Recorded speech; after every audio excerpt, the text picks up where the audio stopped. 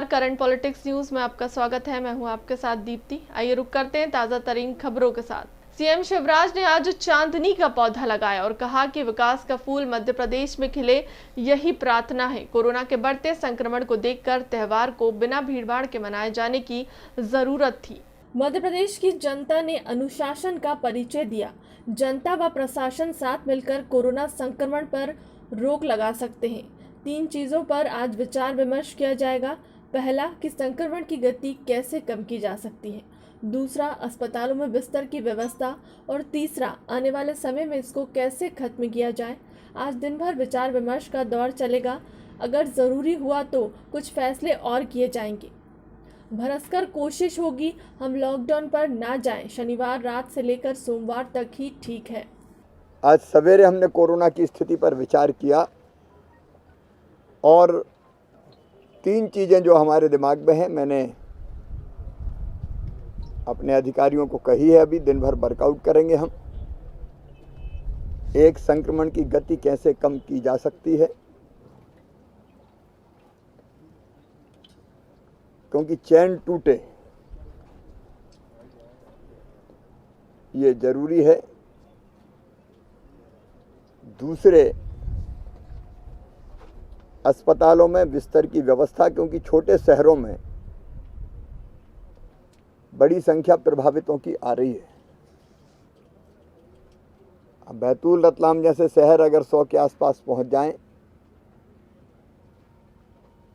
तो चिंता होना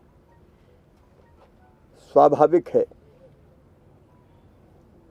और इसलिए तेजी से हम अस्पतालों में बिस्तरों की क्षमता, ऑक्सीजन बेड का इंतजाम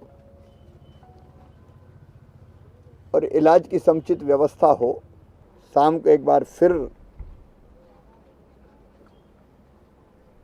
कोरोना पर ही हम फिर चर्चा करके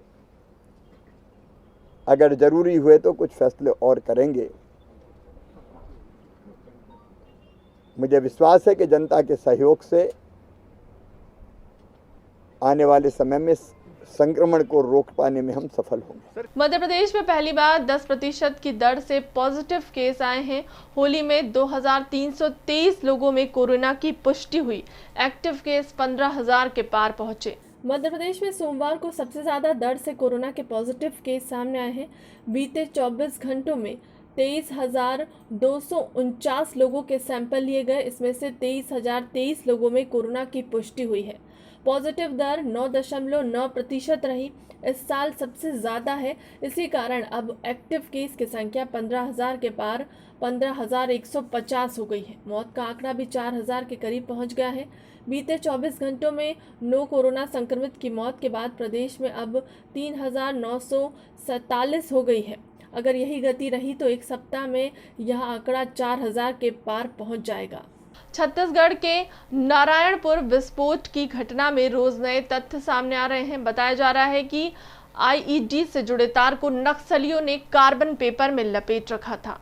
बम तो फट गया, इसलिए उससे कोई सुराग हाथ नहीं लग पाया, लेकिन बम को डेटोनेटर से जोड़ने के लिए जो तार लगाया गया था उससे अवशेष जांच में मिले हैं। तार कार्बन पेपर में लपटा गया था।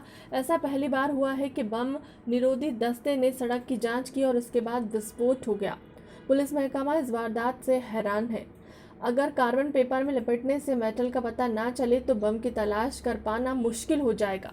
नारायणपुर के कन्हार गांव में जांच के बाद भी विस्फोट का पता क्यों नहीं चल पाया, इसे लेकर माथापच्ची जारी है। पुलिस ने जांच में पुणे के विशेषज्ञों की मदद ली है। पुणे के रक्षा अनुसंधान केंद्र के वैज्ञानिक घटनास्थल तक गए हैं। उन्होंने मौके की फोटो और वीडियोग्राफी भी कराई है। नमूने भी एकत्रित किए गए। हालांकि उनकी जांच में कुछ समय लगेगा, पर माना जा रहा है कि जांच के भविष्य में इस तरह की घटनाओं से बचा जा सकेगा। महुआ का उपयोग शराब बनाने में होता रहा है। शराब के लिए बदनाम महुए से छत्तीसगढ़ में लड्डू और चॉकलेट बनाए जाएंगे। इसके लिए कोरबा में महुआ प्रसंस्करण यूनिट लगाने की तैयारी है। राजनंदा गांव के बाद प्रदेश में इस तरह का दूसरा महुआ प्रसंस्करण केंद्र होगा। छत्तीसगढ़ में होने वाले वनोपज में महुआ की मात्रा काफी ज्यादा है।